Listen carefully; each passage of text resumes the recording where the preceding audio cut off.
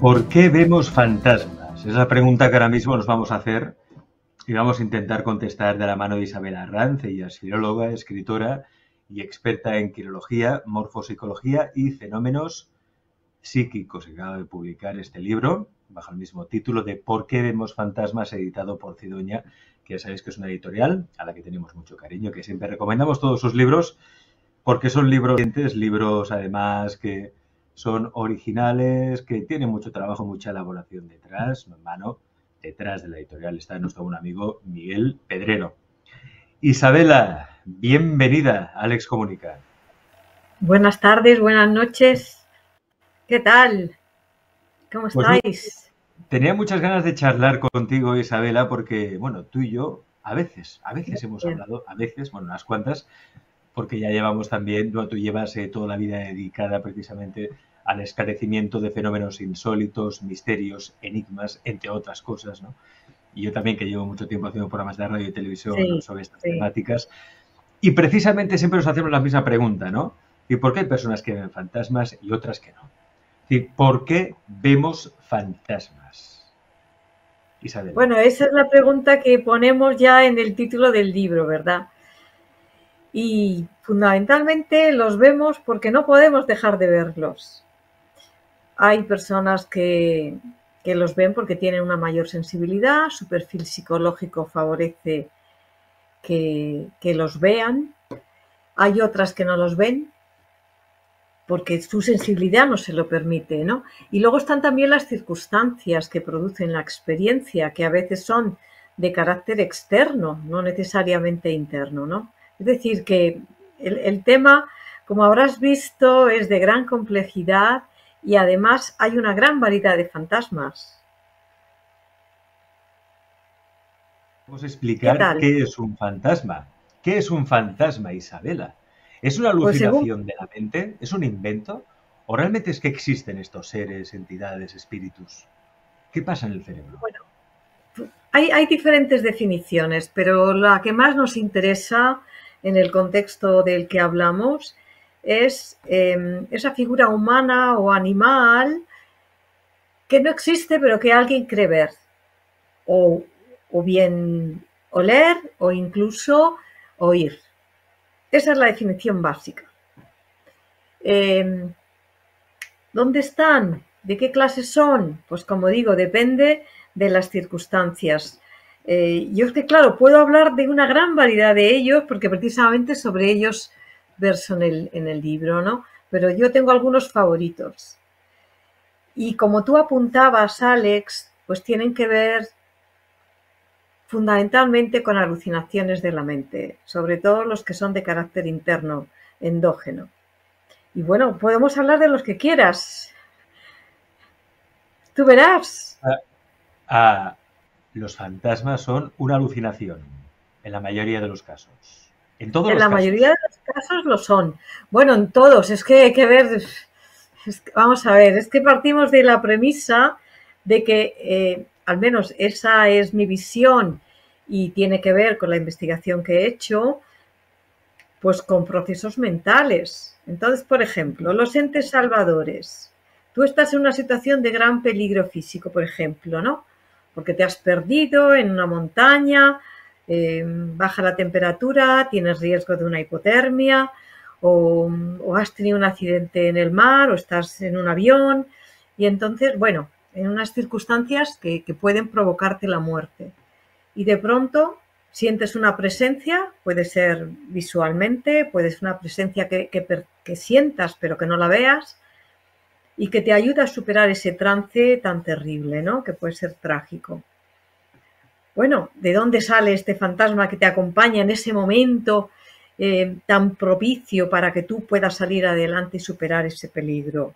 Sale de tu mente, es tu mente la que lo crea en función de una necesidad que tú tienes en ese momento. Y hay historias de estos entes salvadores recogidas en diferentes fuentes y fundamentalmente hay un libro que yo encuentro interesantísimo que es de John Geiger, El tercer hombre, donde recoge casos de exploradores, aviadores, submarinistas, alpinistas, etcétera, que han tenido esta experiencia. Pero luego este investigador se interesó tanto por el fenómeno de la presencia percibida, según la definen los neurólogos, porque él la llegó a definir como el efecto ángel, porque empezó también a investigar con gente normal que decía haber tenido la experiencia, pero que veían ángeles, bueno, un ángel normalmente, ¿no? Incluso aunque no fueran personas religiosas. Entonces Geiger optó por denominar el fenómeno el efecto ángel, pero también se le denomina el efecto fantasma o, como digo, la presencia percibida según los neurólogos. Entonces, volvemos a lo de antes. ¿Esto qué es? ¿Es una alucinación? ¿O es un fantasma que en ese momento parece que te está viendo y que sabe que corres un peligro y viene a ayudarte? Sí, pero lo has creado tú. Es tu mente la que ha generado esa presencia. Yo encuentro el fenómeno fascinante, pero luego, claro, también hay casos que son más de carácter exógeno, pues que puedes ir a un lugar donde, primero, supuestamente ahí pasan cosas raras, es decir, gente que cree ver presencias o que, vamos, figuras o escucha ruidos raros y no se sabe dónde vienen, etcétera. Bueno, pues con frecuencia esas experiencias tienen que ver pues, con que hay factores de carácter geomagnético o hay infrasonidos o hay corrientes sutiles de aire. Y luego está el factor sugestión. Pero bueno, si nos ponemos a hablar de sugestión, ahí ya casi tenemos un cajón desastre para muchos fantasmas. Isabela, hay un momento del libro que afirmas que las investigaciones científicas apuntan que es un mecanismo de supervivencia para nuestra especie, ¿no? O sea, nos ayuda el hecho de poder ver fantasmas a vivir mejor adaptados, o quizá hacen que, digamos, con menos ansiedad, o que nos adaptemos mejor a los cambios, ¿no? Bueno, yo creo que no somos conscientes de ello en gran medida, ¿no? En algunos estudios o algunas estadísticas que se han hecho, pues se ha visto que así como el porcentaje de gente que cree en fantasmas es muy elevado, yo no digo que llegue a la mitad, al 50% de la población, o por lo menos de esas personas que fueron entrevistadas, pero lo que sí parece seguro es que 1 de cada 10 suele tener una experiencia de fantasmas al menos una vez en la vida. Pero volvemos al principio, ¿de qué clase de fantasmas hablamos? Porque, por ejemplo, los que vemos en los sueños no los vemos una vez en la vida. Yo personalmente los veo con muchísima frecuencia. No digo que a diario, pero con muchísima frecuencia. Entonces, bueno, ahí están, ¿no? Nos acompañan y nos van a acompañar siempre, porque siempre han estado ahí con nosotros. Fíjate que, claro, circula siempre por internet muchos vídeos, fotografías de supuestos fantasmas. En algunos, obviamente, es un caso flagrante de Photoshop, ¿no? De montaje.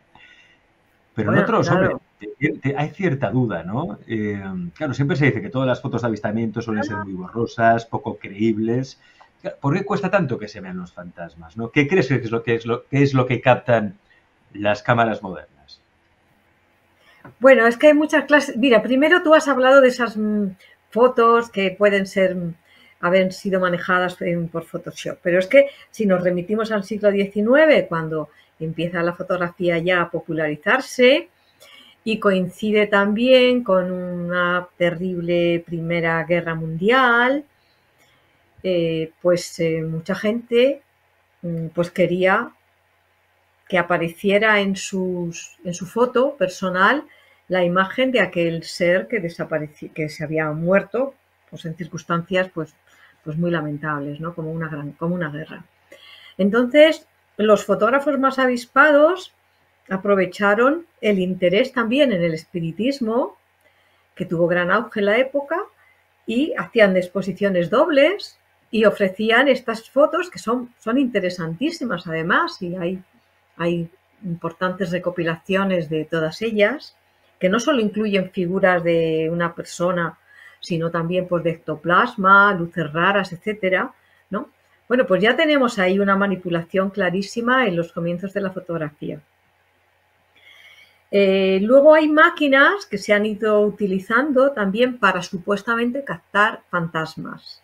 considerados espíritus de los muertos, que eso no lo hemos dicho, pero vamos, se sobreentiende porque es lo que la mayoría de la gente considera, ¿no? Bueno, yo lo digo así en términos muy generales, realmente no sé cuál es el porcentaje, ¿no? Pero el espiritismo, por ejemplo, que como decía tuvo gran auge a finales del 19 y también en el 20 y parte de Estados Unidos y se extiende a Europa y bueno, hubo cenáculos, ¿no? De espiritistas ahí interesadísimos en contactar con los muertos, pues ahí pues vemos que hay una creencia en que se puede contactar con los muertos. Es que si no, no hubieran tenido sentido esas sesiones, ¿no? Pero más modernamente, más allá de la utilización de un medium, pues se ha utilizado tecnología muy diversa. Y es muy curioso que cuanto más imperfecta es esa tecnología, más fácilmente se captan cosas raras que automáticamente asociamos con fantasmas. Y vamos, tenemos que hablar de las psicofonías, que a la gente les produce un poquito así como de temor, ¿no? Porque cuando las escuchan creen que están escuchando la voz de un aparecido, ¿no?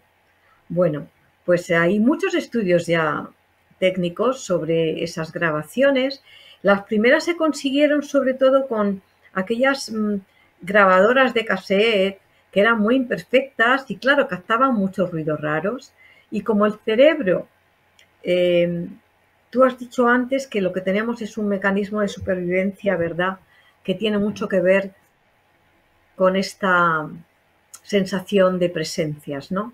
Con la visión de fantasmas, en definitiva. Bueno, pero no solamente es visión, sino que también es audición. Entonces, ¿por qué a veces esas cámaras, ya no me refiero a las grabadoras de psicofonías, sino como tú decías antes, esas cámaras que suelen ser de infrarrojos, en fin, que captan imágenes? ¿Qué es lo que captan realmente? ¿Es que hay un fantasma que pasa por ahí, entonces la cámara ¡paf!, lo capta? Yo creo que no es solo lo que capta la cámara, sino lo que nosotros vemos, porque realmente ¿qué estamos viendo en esa imagen que nos ha transmitido la cámara? Pues normalmente es un fenómeno que se denomina pareidolia, que en formas aleatorias, lo mismo que sucede con el sonido caótico e ininteligible, el cerebro nos ayuda a dar una forma coherente a eso que está captando, ¿no?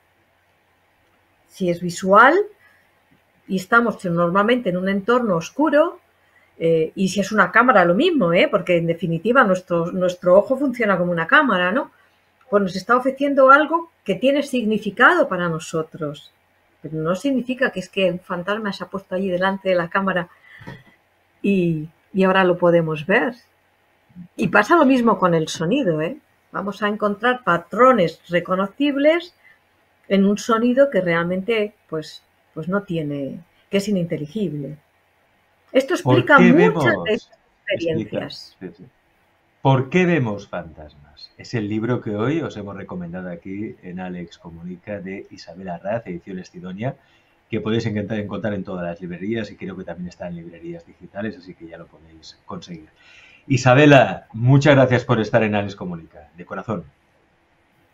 Bueno, encantada de poder hablar de fantasmas, que hay mucho, Siempre. mucho que decir y Y todavía mucho, y muchas mucho cosas por fantasma. descubrir, ¿verdad? Siempre, siempre. Esto es, yo creo que es algo que nunca se acabará. Es decir, es un No. misterio que nunca se va a resolver. Bueno, pero ya hay aspectos de la experiencia fantasmal que ya están clarificados. Otra cuestión es que haya gente que no lo quiera reconocer así, pero vamos, ya los científicos, los neurólogos, psiquiatras, eh, ingenieros de sonido, etcétera, ya se han puesto a investigar esto muy en serio modernamente, pero las investigaciones vienen de mucho más atrás, porque ya hubo incluso algún premio Nobel que se interesó por esta fenomenología, ¿no? Y aportaron cosas que además no se han, información que no se ha superado todavía, a pesar de todo lo que hemos avanzado. Isabela, muchas gracias. Cuídate mucho. Hasta pronto. Encantada. Gracias. Buenas tardes.